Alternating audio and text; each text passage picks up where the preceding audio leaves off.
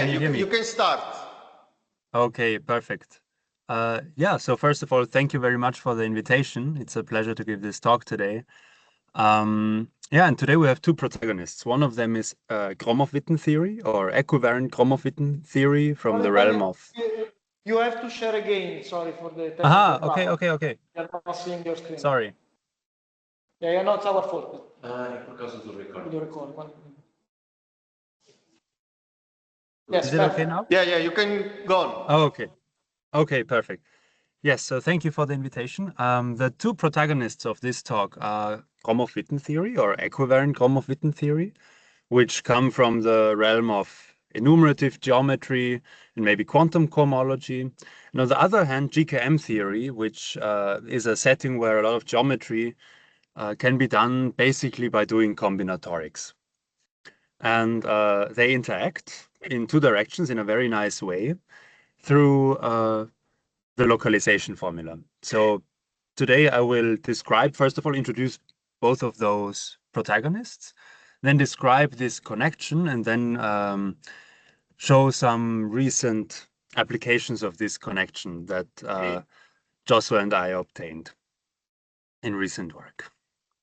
If there are any questions, please feel free to interrupt, of course. So let me first introduce GKM theory. This is possible in an algebraic setting, but in a symplectic setting as well, which is slightly more general. So algebraically, we could take X to be some smooth projective variety over the complex numbers with complex dimension n, and we want some algebraic torus action on it, where R here will always be the rank of our torus. But actually, the definition for a GKM space that we will see will be slightly more general, so that it actually works in a symplectic Hamiltonian setting as well. So for that, X will be a closed symplectic manifold, now with real dimension 2n. And again, T will be a torus of rank R, but now it's a compact torus that's supposed to act on X in a Hamiltonian way. So there's a moment map for the action. So it's automatically by symplectomorphisms and so on. Okay, and with this setup,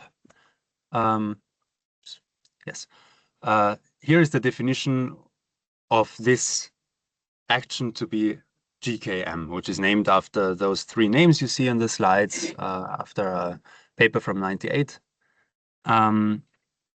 Is it 98? Anyway. So first of all, we want that there are only finitely many fixed points. And then the second condition is that at each of those fixed points, we can look at the tangent space of X at that point. Since the point is fixed, this tangent space inherits a torus action. And so it splits into complex linear factors for that torus action. Each of those summands has a weight, and we want that these weights are linearly independent, pairwise linearly independent. And there's a very nice geometric way to reformulate this condition, which is to say that we can consider the one skeleton. Okay, the one skeleton is all the points in X so that the dimension of the orbit is at most 1. And the equivalent definition is that this one skeleton should be a finite union of torus stable 2 spheres. And of course, in the algebraic setting, this is complex one-dimensional, and your orbits will be C star and maybe the fixed points, closing up to a copy of CP1, which is diffeomorphic to the 2-sphere. In the symplectic setting, the real dimension being at most 1 means you are a circle, and then you have many circles that combine to a 2-sphere or to many 2-spheres. So this is the GKM condition. In this case, we automatically have equivariant formality. And you can associate to such a space a combinatorial gadget called the GKM graph. So to define this graph, I have to tell you what the vertices and the edges are. The vertices are just the fixed points of the torus action on X. And the edges are given by the torus invariant two spheres. So if you have a torus invariant two sphere, imagine that it's rotated by a circle action or maybe by a bigger torus, and it has two fixed points, say the north pole and the south pole. Both of those fixed points are a vertex of the graph, and the existence of this T-invariant two-sphere means that we draw an edge in the graph for this two-sphere. Now, in this particular context of a Hamiltonian action, the graph G that we obtain in this way is simple, so it has no multiple edges, it has also no loops at a vertex. It is connected, and each vertex has the same valency, namely n, the complex dimension of the space. And you actually use the moment map when you want to show this. Okay, and just to introduce some notation, C subscript E will be the two-sphere associated to an edge in the GKM graph. So torus invariant two-sphere. Right. And then there is one more important piece of information for the combinatorial setup, apart from this graph, which is the axial function. So by definition, the graph that I defined here, or that Guillemin and Zara defined here, is unoriented in the sense that an edge is just a set of 2 points. And a set is unordered, of course. But each edge has 2 possible orientations, and an orientation just amounts to picking one of its 2 vertices. So the axial function takes as input an oriented edge, so say PQ, where P is the chosen vertex, and associates to it an element in the dual Lie algebra. And that's supposed to be the, so okay, an edge corresponds to a two-sphere, CE. P is a point on it, so I can take the tangent space at this point. And since P is a fixed point, I can take the torus weight of this vector space, and that's exactly the axial function. It has one nice property. I'll show you examples just on the next 2 slides, but it has one nice property that if you pick the other possible orientation of the edge, which is E bar in this notation here, then you just invert the sign of the axial functions. Okay, so now it's high time that I show some examples. What are some interesting GKM spaces? Now, first of all, from the algebraic world, we have smooth projective toric varieties. And here are some of the easiest possible examples. CP1 itself is an example which has 2 fixed points with the standard action of the circle, and it itself is an invariant two-sphere, so that's why we have one edge here. And when I draw this arrow on the edge, I just mean and draw the T here, then T is the value of the axial function for that orientation of the edge. If I had drawn the orientation of the edge in the other direction, it would, of course, be minus T then by the axiom before. So for CP2 as well, these are all toric examples. And so the general rule is that when you have a smooth projective toric variety, then you can take then the graph G described before is just the one skeleton of the moment polytope of your toric variety. Yeah, here for CP2, if you wonder what is T1, T2, T3, here I'm thinking of a rank 3 torus acting diagonally on the homogeneous coordinates of that CP2. And T1, T2, T3 are the corresponding linear generators of the dual Lie algebra. Okay. Right. Some more examples, though, that go beyond the toric setting. So in this sense, GKM theory can be viewed as a generalization of toric geometry. Homogeneous spaces are in there. So G mod B or G mod P, where G is some nice algebraic group, say, and P is a parabolic subgroup. This example here is the GKM graph of the flag variety for C3. And we'll take a closer look at this group of examples a bit later on. You already see here that the vertices are generated by permutations which is in this case, of course, a Weil group. And the weights are determined by the Lie theoretic data as well. We'll revisit that example later. I'm sorry, okay. I have a question. Yes, please. So in every compact homogeneous space, a GKM space? Did I understand correctly? The question is whether every compact homogeneous space is a GKM space? Yes. Okay, yeah, let's say, yeah, when G is a, say, a connected semi-simple complex algebraic group, and B is a Borel subgroup, or P generally is a parabolic subgroup, yeah. Then G mod P is GKM with respect to the maximal torus in the parabolic. Okay, thank you. Thanks for the question. And we'll come back, but actually the GKM graph can be beautifully described in terms of the Lie theoretic datum that defines this homogeneous space. Okay. So we also have smooth Schubert varieties. These are subvarieties of homogeneous spaces. And we can see this nicely in the GKM graph picture as well. So here we see the homogeneous space, the full flag variety of C3.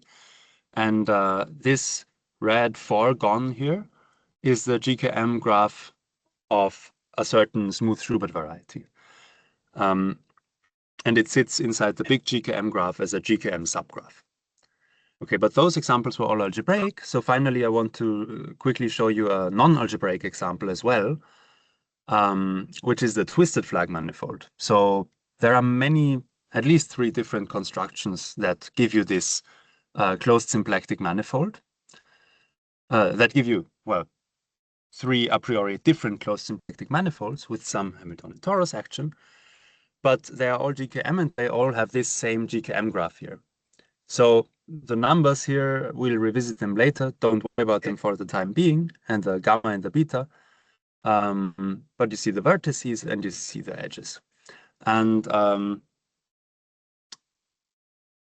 key feature of this example is that by looking at this GKM graph picture, or actually by looking at the moment map, which is very much related to this picture, you can deduce that this space does not admit a torus-compatible Kähler structure. And in particular, it is not the GKM graph of some algebraic GKM space. And the beautiful thing is that when we come to Gromov-Witten theory in just a second, we don't need to distinguish between those algebraic and those symplectic examples, because the localization formula will allow us to treat them somehow uniformly. Okay, so, but before we go to Gromov-Witten theory, I just want to say, list a few nice things that we can say about a GKM space just by looking at this combinatorial datum.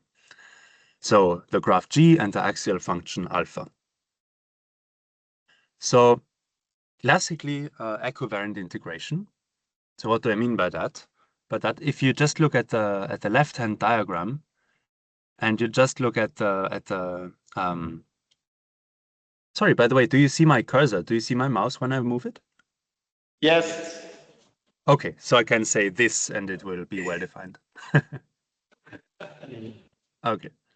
Yeah, so if you just look at the right-hand, in the diagram, the right-hand vertical map, this is the standard integration. You take some top-dimensional cohomology class and you can integrate. And here I mean cohomology with rational coefficients, by the way, sorry. Yeah. And there is an equivariant version of that. So you take any equivariant cohomology class and you have equivariant integration. And instead of a rational number, now you get a polynomial in the equivariant parameters. And you have as many equivariant parameters as you have, as what is the rank of your torus. And this equivariant integration is compatible with the classical one in the sense that when you set those equivariant parameters to 0, you just recover the classical integration. And also both integration maps here are homogeneous of degree minus the real dimension of the space X. Okay, so that's a very useful tool because of the formula on the right-hand side, which says that if you have a cohomology class alpha, and I should apologize because I have to apologize because here alpha is both a class and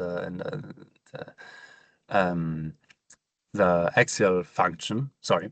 So you want to integrate a class alpha. You can do this GKM theoretically by just summing over the vertices. Each vertex P of the graph is a fixed point. And so you can pull back your cohomology class to the fixed point. That will just be a polynomial in the equivariant parameters because the torus equivariant cohomology of a point is just what we have in the bottom left corner here. Okay, and this pullback, you have to divide, like in the usual Atiyah-Bott formula, by the product of the axial function values of the edges at that vertex. So the takeaway from that formula is just supposed to be, you can do equivariant integration purely in terms of the GKM graph. Moreover, you can actually fully describe equivariant cohomology combinatorially using the GKM graph, which is the theorem due to Goreski, Kortwitz, and McPherson, and which is also why I guess Gilliman and Sara then decided to call it the GKM graph. So how is equivariant cohomology described?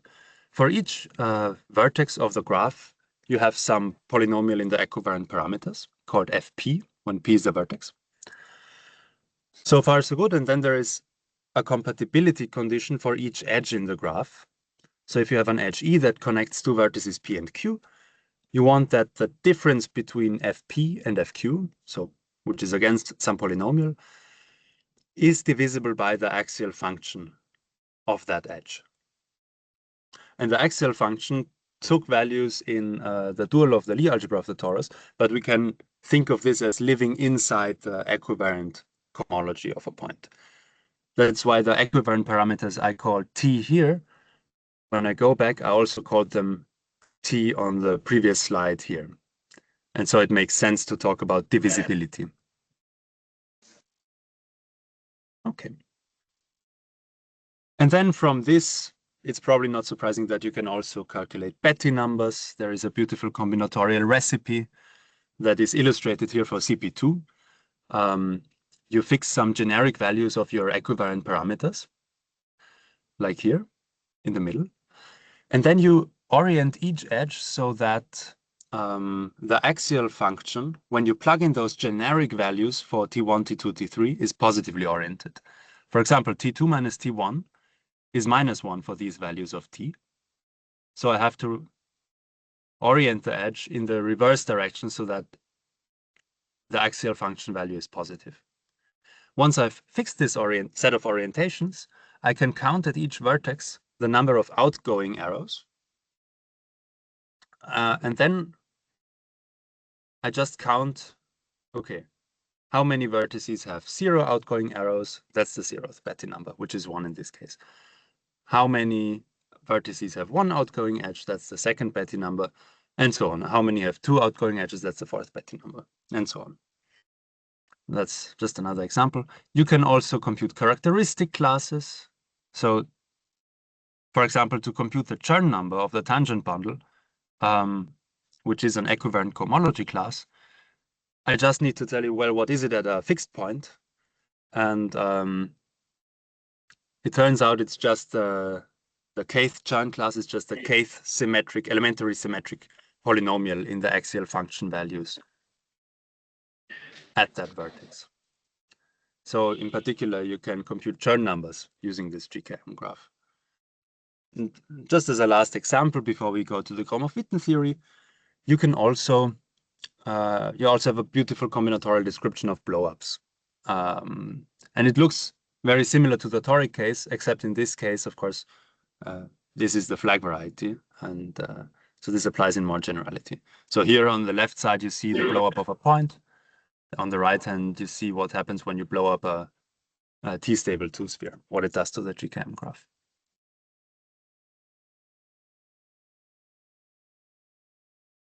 Okay, so that is the first protagonist, GKM theory. The second protagonist is equivariant Gromov-Witten theory. And to set this up, we have, as before, our space X. we will pick some second homology class, now with integer coefficients. H2, so second homology always with integer coefficients. So beta will be our curve class. Then we take some number of marked points and some genus. Okay, and then also in the following, for simplicity of the exposition, let us assume that X is actually a smooth projective variety. It works equally well in the symplectic setting, but it's just easier to explain. And later in the localization formula, we will see that it really doesn't matter if I say this here or not. But for now, assume for simplicity that X is a smooth projective variety. Okay, then with this data fixed, we have the moduli space of stable maps from X, well, to X in curve class beta, genus G and M marked points. And so I'm trying to be not non-technical here. So I'll just say what a point in here is. A point in this moduli space is a connected nodal curve with M marked points of total genus G, together with a map to X, so that when I push forward the fundamental class of the nodal curve to X, I get beta. And then there's a stability condition that basically asks, or is equivalent to asking that there are only finitely many automorphisms for this entire object. So in this example that I draw here, there are 1, 2, 3, 4, 5, 6 marked points. The total genus is 2, because I have one component here with genus 1, and then these other components close up to add another 1 to the genus. And at these intersections, these should all be nodes. So they should be transverse intersections. Of course, I cannot draw them, but it's the simplest kind of singularity you could probably have. Okay. And then there is the evaluation map. And I will briefly describe that. A point in MGM bar X beta. Sorry, is there a question? Yeah, the problem is that it seems that we have 5 minutes left of the meeting. Of the meeting but I think we can reuse the same link. Yeah, if it stops. We don't know if it stops, but let's just go on. In the case we reuse the same meeting, yes. Okay? Okay, sure. Thanks. Yeah. Okay. Then I'll just resume for the moment. Okay. Okay. So what is this evaluation map? A point in this moduli space is a nodal curve with marked points and a map to X. So I can just take, for example, the first marked point and evaluate that map to get a point on X. And I can do the same with the second, third, and so on up to the mth marked point. And that's how I get this evaluation map here. Okay. And from this, there is the construction of equivariant Gromov-Witten invariants. I should also say that this can be made torus equivariant, anyway, which looks roughly like this. So for the fixed data, the Gromov-Witten invariants are a map that take M equivariant cohomology classes as input and give us a polynomial in the equivariant parameters. And the construction is quite technical. We see here an integral over the virtual fundamental class, but I will not go into these technicalities.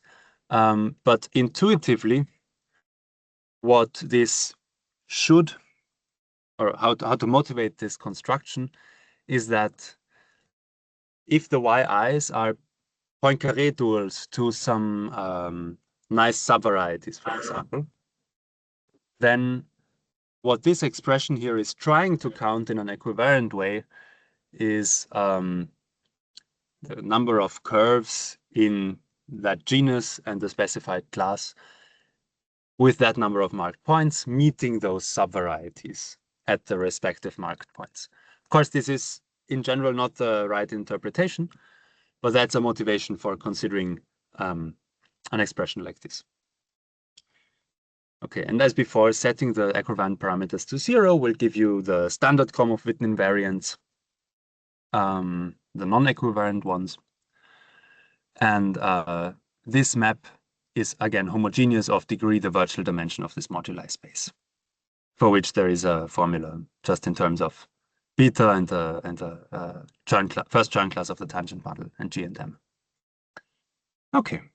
And maybe a classical example of Gromov-Witten invariance is due to Kontsevich, the count of D rational curves in CP2 with 3D minus 1 marked points. And in this case, those numbers are actually enumerative, but in general, as I said, not. Okay, but that's the enumerative motivation. There is one other very nice construction that you can do with this Gromov-Witten, with these Gromov-Witten invariants, which is the equivariant quantum cohomology, which is somehow an upgrade to standard cohomology. So first of all, we enlarge the coefficients by allowing symbols of the form q to the beta, where beta is a curve class. And then we introduce this new quantum product to construct what's called the small equivariant quantum cohomology. So for cohomology classes A and B, instead of just using the cup product, we now have a term in this quantum product for each curve class beta. And to keep track of that, we have these symbols q to the beta. That's just what the coefficient ring lambda is there for. And we use Gromov-Witten invariants to define those contributions q to the beta. Here, EIs are just dual bases of cohomology. It's not too important what the details here are for now, but you can use Gromov-Witten theory to deform this. And the important thing about this construction is that it is, in some sense, a deformation of the standard cup product. So the q to the 0 term is the standard cup product on cohomology. It's commutative, associative, unital, so you get a nice algebra. And the easiest possible example you could maybe give is that of complex projective space, where you see if you set q to 0, you recover the ordinary cohomology. And this is a non-equivariant cohomology. Sorry, yeah, you can do the same thing equivariantly. Okay, so now I introduced both of the protagonists for this interaction. And now how do they interact? So we saw earlier that you can use the GKM graph to integrate, and Gromov-Witten invariants are in some sense an integral over a moduli space. So it's a natural question to ask, can you do the same over moduli space? And in fact, yes. So the torus action on X carries over to a torus action on the moduli space, just by post-composing the map from the nodal curve to X with the action on X. And the amazing fact is that equivariant localization still works to compute integrals with this virtual fundamental class. So initially, Kontsevich and Manin used this idea in some specific situations. Graber, Pandaripande verified, and Behrendt also verified that this actually works with the technical definition of a virtual fundamental class.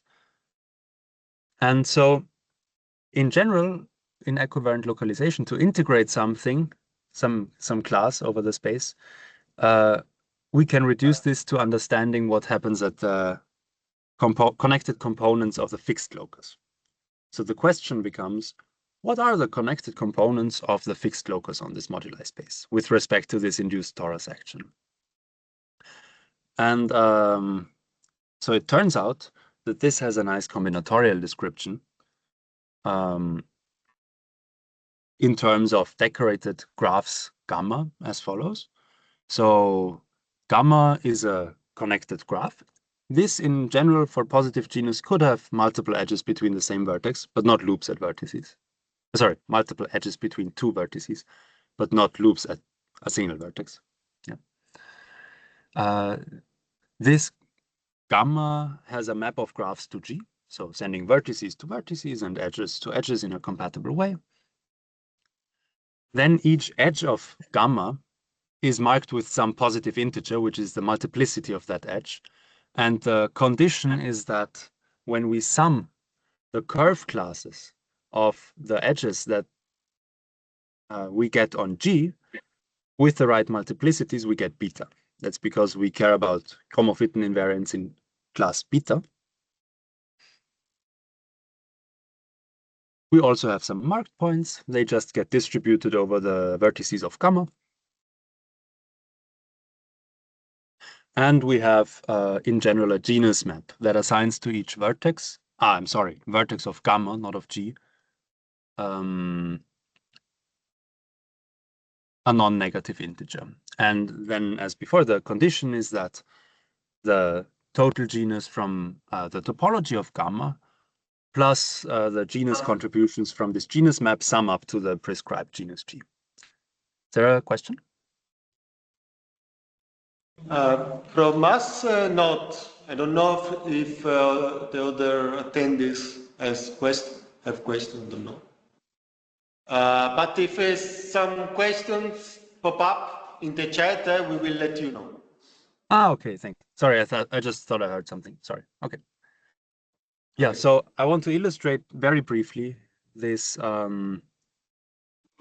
this correspondence in the genus 0 case with M marked points. So let's just look at the right-hand side of this big picture in the first place. So here X is CP2.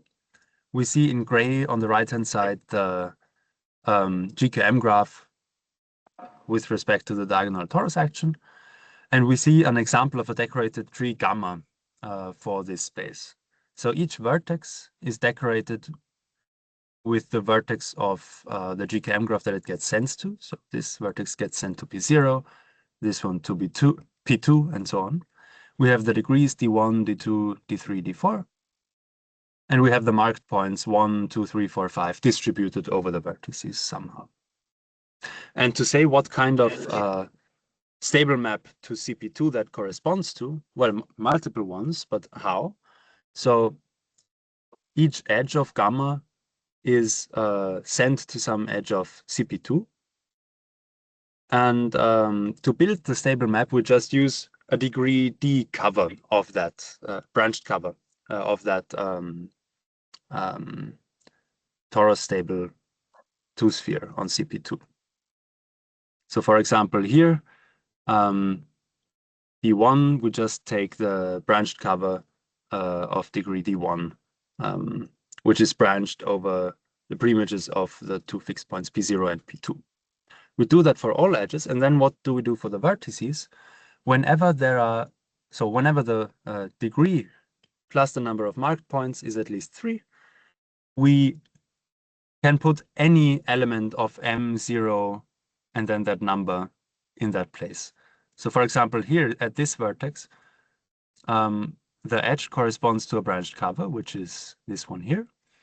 And we can pick any stable curve of genus 0 with 3 marked points to map it constantly to P2. And similarly here, at this vertex, we have 2 marked points and 3 incident branched covers. So here we can put any stable curve of genus 0 with 5 marked points. And so in general,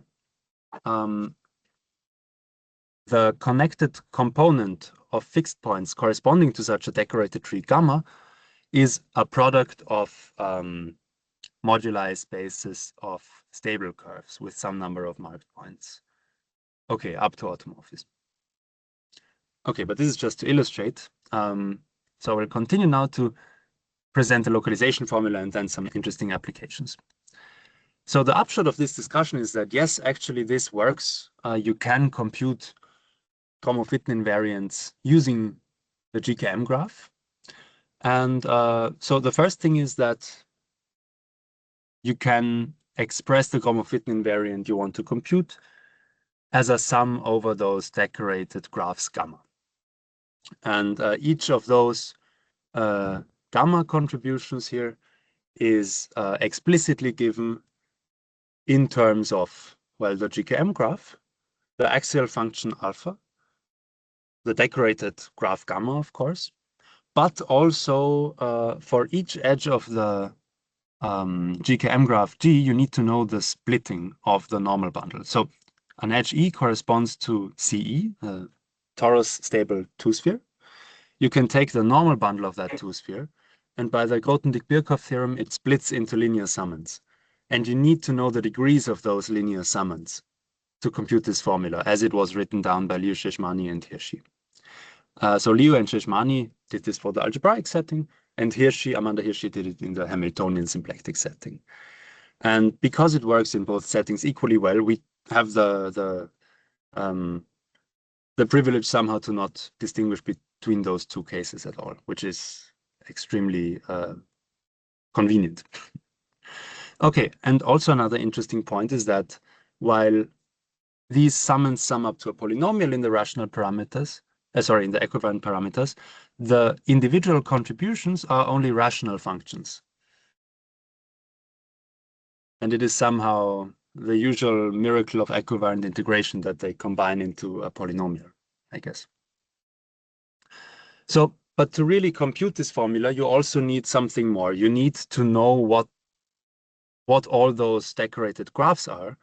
And also this normal splitting data is not something you can tell from the GKM graph in general.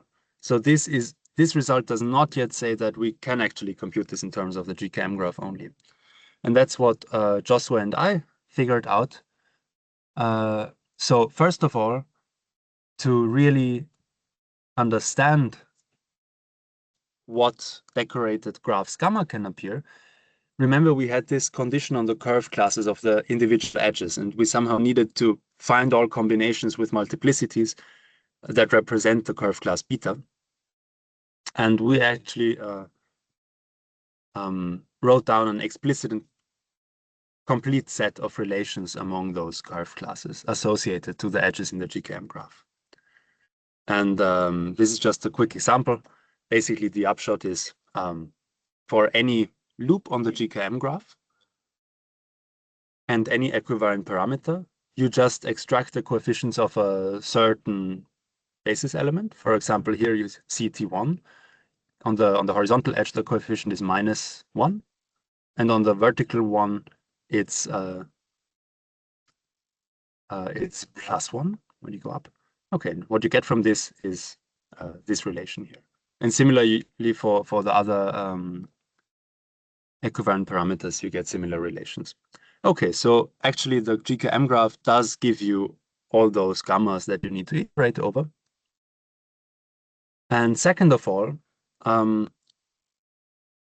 while the formula is given by Liu, Sheshmani, and Hirschi does need those normal splitting data,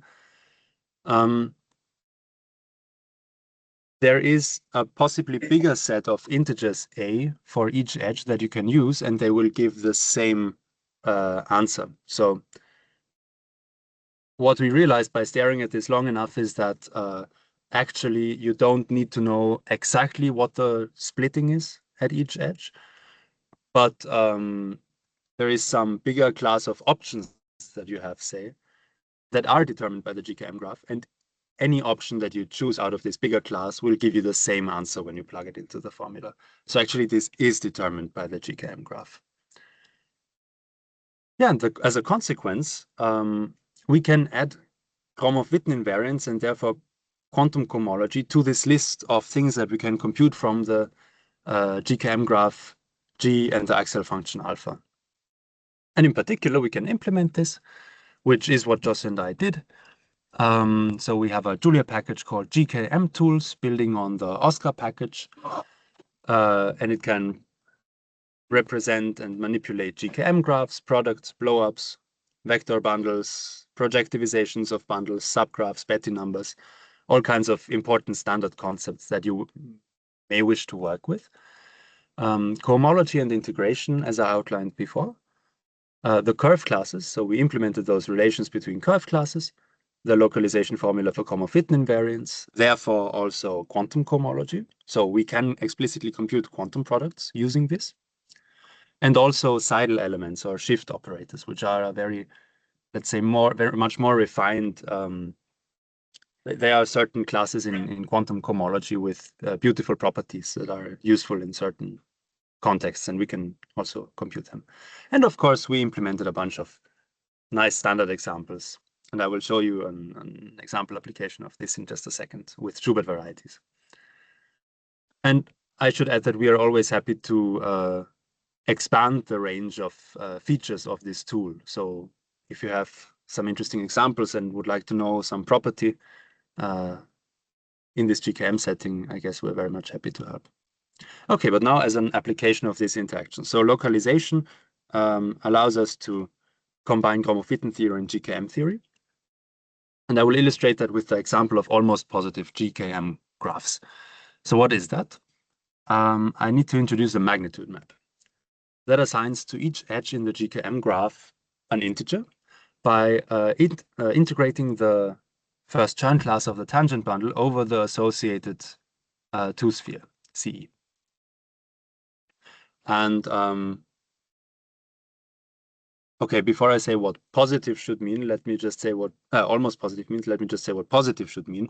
If you're interested in maybe Fano varieties, for example, then, or maybe in monotone symplectic manifolds, then you are in a setting that all of your magnitudes of, well, the magnitudes of all the edges will be strictly positive. And that's a very interesting setting already.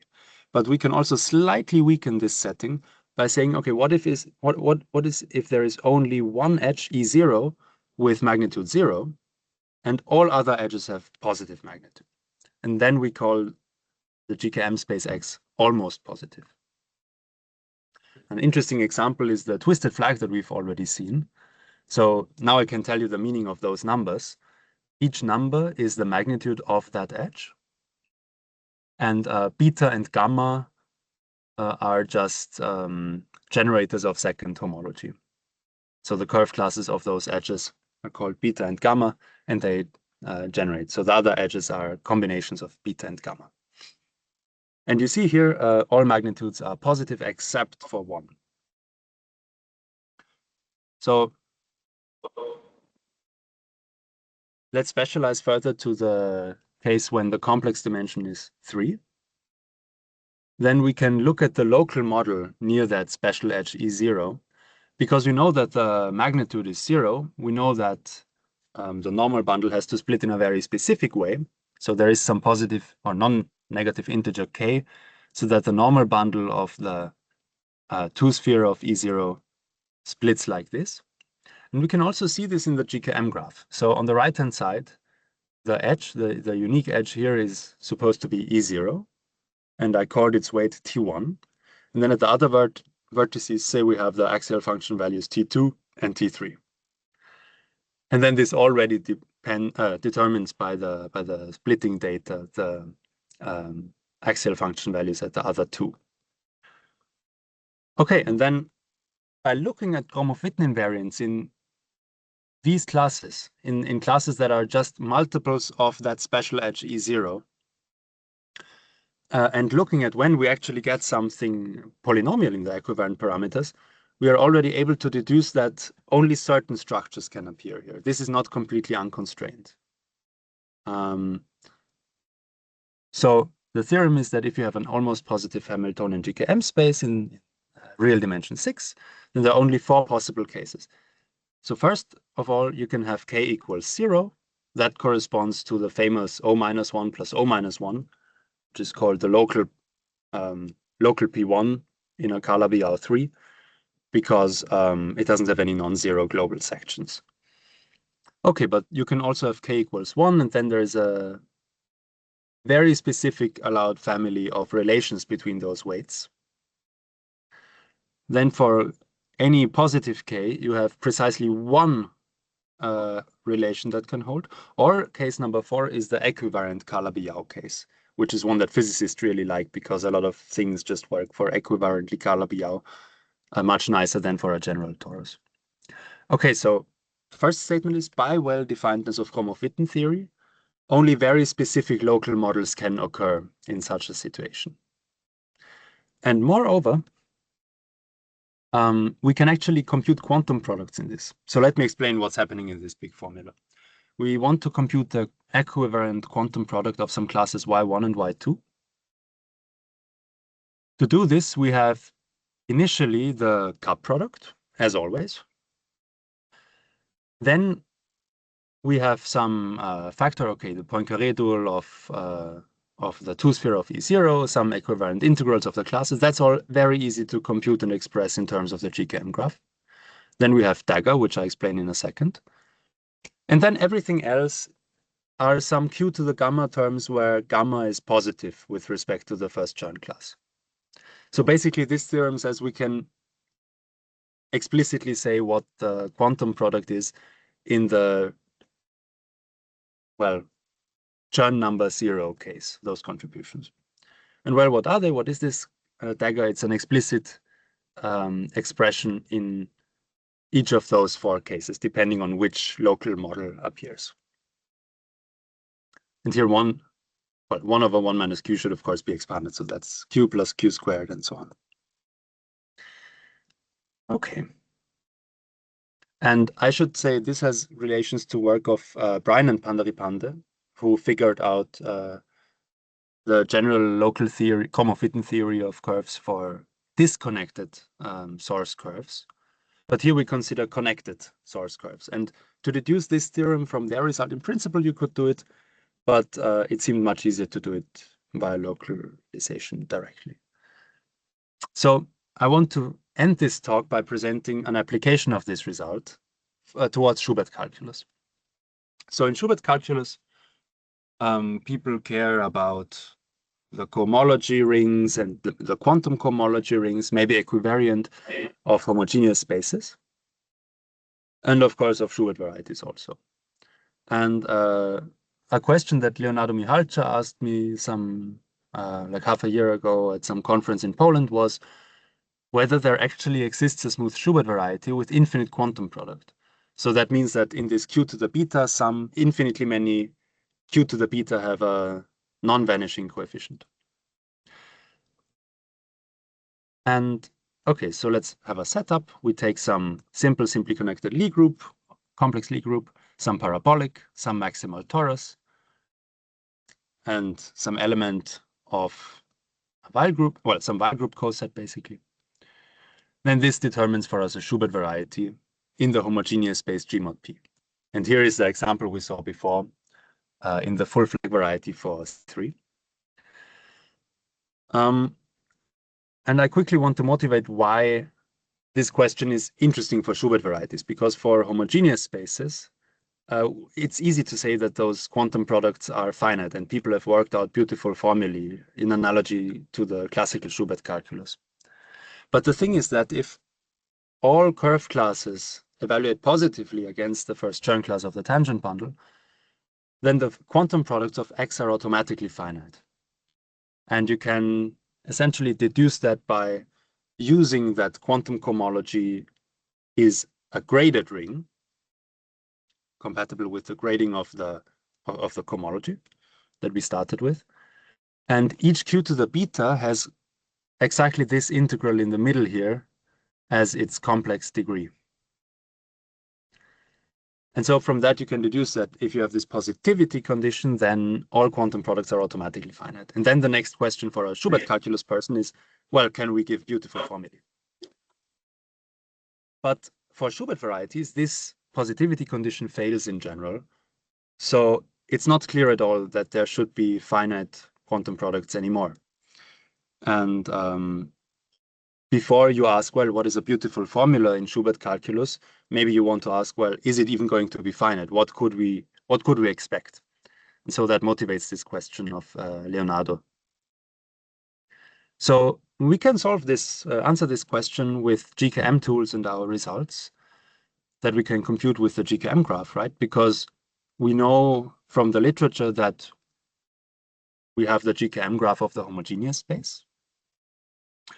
And the GKM graph of a Schubert variety is just the induced subgraph. I'm sorry for repeating this example over and over again. Yeah, but we really have everything we need to answer this question. So this is the example application of this as a tool. The recipe is, well, fix some root system that gives me a group G. Then we iterate through all the parabolic subgroups that this could have, to isomorphism of the homogeneous space, of course. And then we iterate over all those Weil group cosets that would give us a Schubert variety.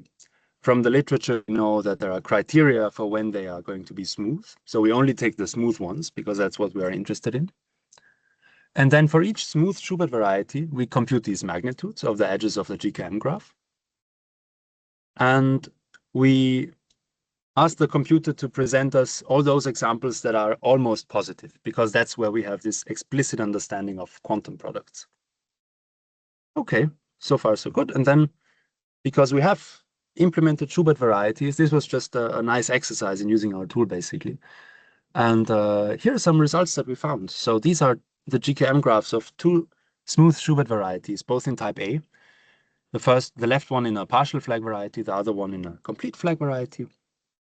And what you see marked in here is precisely the edge, the special edge E0 that has magnitude 0, and all others are positive. And so combining that with our previous result, we can answer that question. And then the answer is, yeah, of course, sure, there are smooth Schubert varieties with infinite quantum products. And maybe as a last interesting example, just to put there, before I finish, I would like to present to you this nice example that I like very much, which is in the complete flag variety in type G2. So here, every magnitude is positive except for two edges. So it's not almost positive in that sense. But we can still use the results that we had before to show that there is some infinite equivariant quantum product. And we don't actually know if this has an infinite non-equivariant quantum product. So yeah, that's just wrapping up this example. As the upshot, I guess,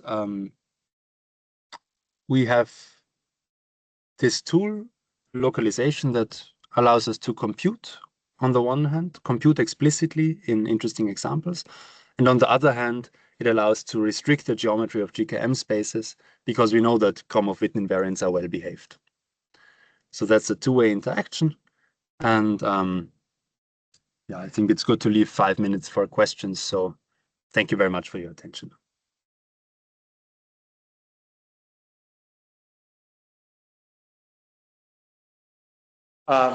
So I don't know if there are questions from the public, people connected online or people here. Well, one question. So you mentioned Carlos has a question. You mentioned a relation between positive GKM spaces and Fano varieties. Is this clear? I mean, I don't say this is an equivalence. This is only so where was this? Some slides back. But what you really Fano, so if you have a Fano GKM variety, then you definitely get this condition in the lemma here.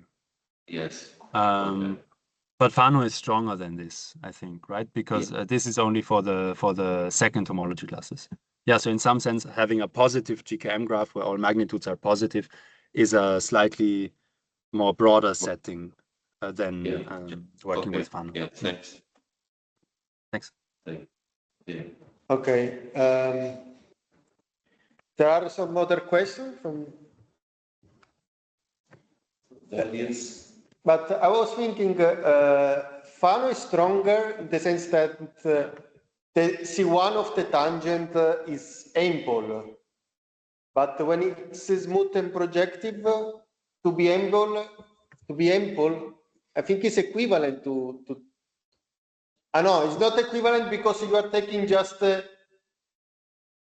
wait. Is it not equivalent to the condition? Isn't it equivalent to being like Neff or strictly Neff or something like this? Yeah, and it meets positivity with torque curves. Yeah, but don't you need positivity with higher subvarieties possibly also? Yeah, possibly. Okay. Okay, I will check it. But if I remember well, to be ample is equivalent by I think more or mosaics on criteria, something like that. But that includes also higher dimensional integrations over higher dimensional varieties. No, I mean no, just a cotangent divisor with curves. But with no, well, I don't know. I remember this that Nakai Motions of Nakai motions, yes. criterion. Maybe you need all. I think, but as Carl is saying, maybe it could be equivalent. Could you show you all the page 21? Yeah. Oh, wait, this. Okay. In this case, x is just positive. What's the hypothesis on x? In this, for the lemma? Yeah. Yeah, the hypothesis is that X is a GKM space which satisfies this inequality here for the joint numbers. Okay. But I guess smooth projective variety should also, should work. Yeah, I'm thinking that for when x is wait. Okay. We will talk later. I don't want to dry all the time. I have also other questions. In the very first slide, you take X to be smooth and projective, but can this hypothesis be weakened? Yeah. Sorry. Yes, so you can definitely consider non-compact GKM spaces as well. So you can have quasi-projective GKM varieties, for example.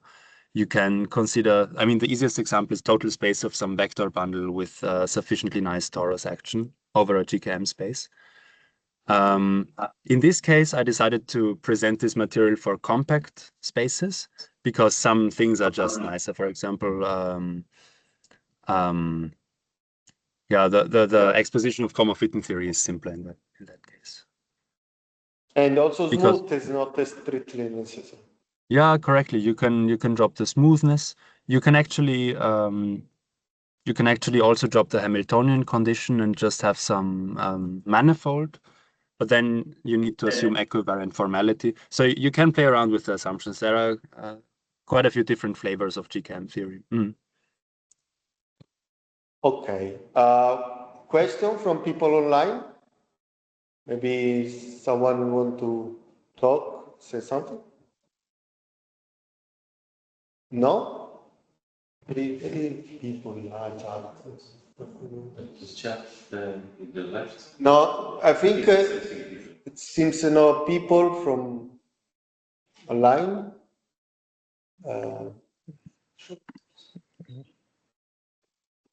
Marco Stosic. Marco. Hi. Well, hi, everybody. Hi, Marco. Well, please. You insisted so much to ask. Sorry to keep you more. First, thanks, Daniel, for a very nice talk. No, sorry for you guys that I'm not there in your room with you. Well, I just have one question. Well, question or comment. Well, this was related to the question I got from Josue about the paper, because I've been doing a lot of things with this combinatorics, which is slightly different, but it has to do with knots or doesn't even matter. But there are a lot of these numbers, even Donaldson-Thomas invariants and quivers, but there are many similarities, and especially about this formula, which you have with this, like that one, like, well, this is like the toy example with this like binomial coefficients, if you want. So can you say why? What is the origin of these kind of expressions? So it's related to some. Well, they say Donaldson-Thomas, but it doesn't even matter. So this should be very basic ones in our setting, but it's the same kind of number. And so this is one of the things that fascinates me. But maybe there must be something behind. Yeah, thanks for the question. I actually should have commented on this for sure. So when we were experimenting with this local model here with our tool, and then we realized that you get, so actually the first one was this number 4, for the equivalently colored Yao case. I realized at some point, yeah, okay, this has something to do with Donaldson-Thomas invariants of the Kronecker quiver, diagonal ones. So actually, you take the Gromov-Witten invariance, in this case 4. From this, you can use a Cooper-Kummer-Waffer formula, or whatever it's called, to compute the BPS numbers. That should, that's at least the naive hope, but that should be the integers that carry the underlying enumerative meaning of the Gromov-Witten invariance. Which is also not quite clear, but so we calculated those anyway and searched for those numbers. And then what we found in the literature was exactly the diagonal Donaldson-Thomas invariance of certain Kronecker quivers. And I know relatively little about quivers and quiver moduli spaces. But I tried to understand why this happened, and that's how I also found this Gromov-Witten Kronecker correspondence, and then the Kronecker-Notz correspondence, of course, which I was also studying to see if it gives some explanation of this. But the Kronecker-Gromov-Witten correspondence, it seems to relate initially to Gromov-Witten invariance on some complex surfaces or orbifolds, and relate that to the DT theory of certain quivers. And then there is a related paper by I should have mentioned, yes, by Yannick Schuler, Van Garel, and Navid Nabidju. They actually go the other way around and deduce these invariants by first deducing Gromov-Witten theory of the threefold to that of a twofold, then applying some very refined version of, well, basically appealing to results of Pierrick-Poisson to relate this to quivers, and then use a result of Reinecke, I think, on what those specific DT invariants of quivers are. So exactly the other way around. And we somehow use the complementary direction in this circle of ideas to just see a pattern via localization and prove it, and then later ask, oh, where does it come from? So yeah, for me, it's also very interesting question. Okay, so great, yeah.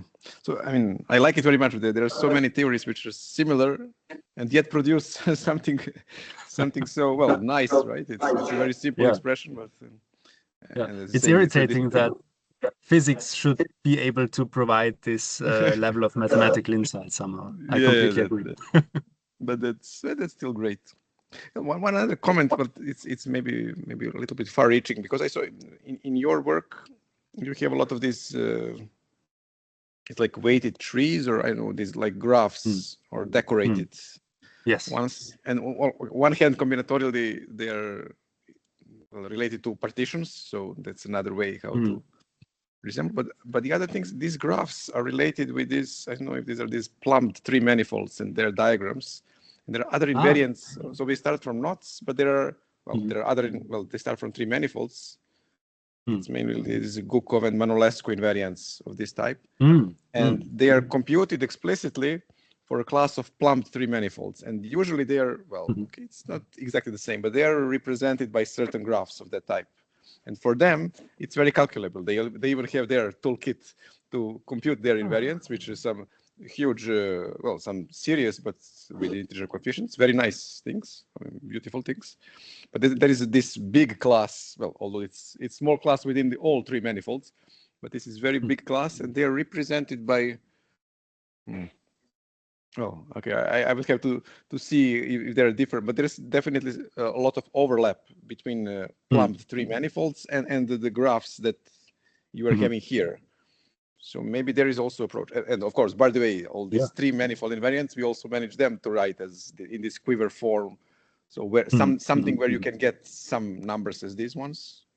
Of course. Yeah. So. Is this the Humphrey PT polynomials from the quiver-Notz correspondence, or different ones? So one thing is Humphrey PT, but they have to do with knots. But there are these knot complement invariants. So when you have a knot, then you make it's knot complement, and there's a tree manifold. So for that thing, you need invariants of three manifolds. Well, I see. Maybe so maybe it's on, well, a different So these are invariants of three manifolds. There's not invariants of knots. And then you can use them. So it's another way around again. So you use the three manifold invariants to get invariant of knots. But the first of all, they are defined only for three manifolds. Well, I can send maybe later also to Josue. Yeah, that would be great. A reference. Actually, yeah. It's like for a couple of time flies by, but maybe even before pandemics, about three manifold invariants just for them, and these plumbed three manifolds and a lot of serious calculations. And I'm not 100% sure how it is directly related, but it has many common, I think, common details. Yeah, that sounds really interesting. I should study that. So it would be great if you could send the references. Then I was actually asking some. Yeah, sorry. Yeah, no, I mean, I'll look on archive and I'll send you then the concrete reference, but it's